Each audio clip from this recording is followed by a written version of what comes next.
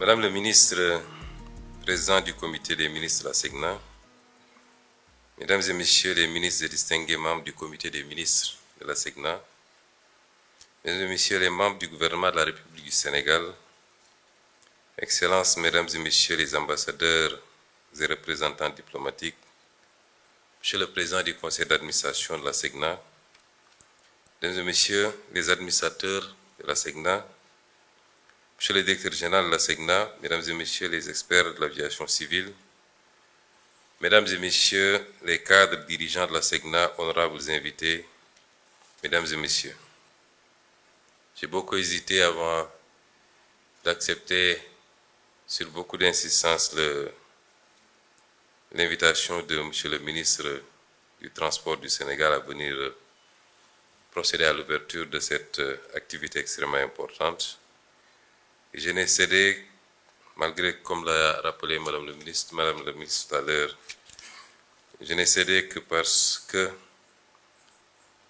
pour mon attachement à tout ce qui est panafricain, tout ce qui est communautaire, parce que je suis de ceux qui sont intimement convaincus que nous n'avons pas de destin isolé. Nous ne pouvons faire qu'ensemble. Nous y sommes contraints par l'histoire, par la géographie et par les réalités géopolitiques du monde. C'est donc avec un plaisir renouvelé que je préside l'ouverture des travaux de la 76e réunion du comité des ministres de l'Agence pour la sécurité et la navigation aérienne en Afrique et à Madagascar, la SECNA, en session extraordinaire. Notre pays, le Sénégal, a l'insigne honneur d'accueillir cette rencontre dans un contexte continental marqué par un regain de volonté d'intégration et de souveraineté institutionnelle. Et je me réjouis de voir qu'on a notre voisin de la Gambie qui est invité aujourd'hui comme observateur et notre ami du Rwanda qui est également présent. Et depuis l'année dernière, je n'ai cessé de répéter qu'il faut que la SECNA continue de manière agressive, j'allais dire même s'il le faut, à intéresser tous les autres pays du continent à une adhésion massive à cet outil, symbole d'intégration africaine.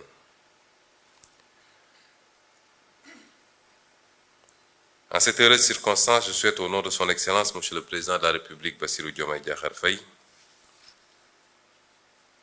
à mon nom personnel, ainsi qu'au nom du gouvernement et du peuple sénégalais, la plus chaleureuse bienvenue est l'expression de notre solidarité fraternelle à tous les membres du comité des ministres de la SECNA et à leurs délégations respectives. Madame la Présidente du Conseil des ministres, la Présidente du comité des ministres, je suis très sensible aux mots aimables que vous venez de prononcer au nom de vos pairs à l'égard de notre pays. Le Sénégal, fidèle à sa vocation panafricaine, aujourd'hui plus que jamais, demeure profondément attaché à la cause de la coopération technique et à la souveraineté institutionnelle du continent. Terre d'accueil et pionnière de la construction et de l'intégration africaine, notre pays continuera d'abriter et de soutenir les organisations communautaires qui incarnent la solidarité et la souveraineté africaine. La confiance que la SECNA accorde régulièrement à Dakar pour l'organisation de ces réunions stratégiques traduit certes un lien historique, mais ce choix récurrent souligne également le rôle pivot du Sénégal, État hôte du siège de l'agence, acteur, moteur de sa diplomatie aéronautique et partenaire constant dans la mise en œuvre de ses programmes de modernisation. Il atteste également de l'engagement indéfectible du Sénégal, sous le leadership du président Bassirou Diomaye Diakhar Faye, à œuvrer pour une Afrique maîtresse de ses infrastructures critiques, notamment dans le domaine stratégique de la navigation aérienne. Chers membres du comité des ministres de la SECNA, Mesdames et Messieurs, la SECNA mérite toute l'attention et la reconnaissance que lui portent les États membres, car elle constitue l'un des plus beaux exemples de souveraineté partagée et de mutualisation réussie en Afrique. Créée à une époque où nos jeunes États indépendants cherchaient encore leur repère, elle a su rester debout stable et performante, là où d'autres institutions ont cédé sous le poids des divergences nationales.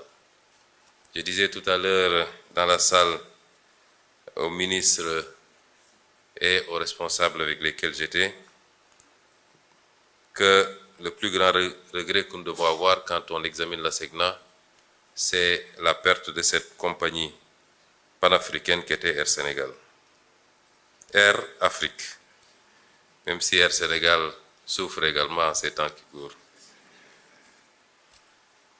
Les principes fondateurs de notre agence, que sont la solidarité, la compétence, la mutualisation et la neutralité technique, ont permis à la SECNA de transcender les aléas politiques et économiques, demeurant ainsi un instrument essentiel de la connectivité, de la sécurité et de la croissance africaine. Cette résilience fondée sur une gouvernance collective fait de la SECNA une référence mondiale dans la gestion intégrée des espaces aériens multinationaux. Mesdames et Messieurs les ministres, les travaux de cette session témoignent de la volonté renouvelée des États membres d'orienter la SECNA vers l'excellence et l'innovation. L'examen du plan d'orientation stratégique 2026-2035 et du plan de services et d'équipement 2026-2030 traduit une démarche lucide et responsable. Dans un monde où les défis technologiques, environnementaux et sécuritaires s'intensifient, la planification stratégique devient un acte politique majeur, garantissant la durabilité, la compétitivité et la souveraineté de nos services publics régionaux. À ce titre, la SECNA a largement prouvé que la coopération interafricaine n'est pas un slogan, mais une réalité opérationnelle, mesurable et performante. Les plans pluriannuels de la SECNA ne sont pas la simple addition de projets nationaux.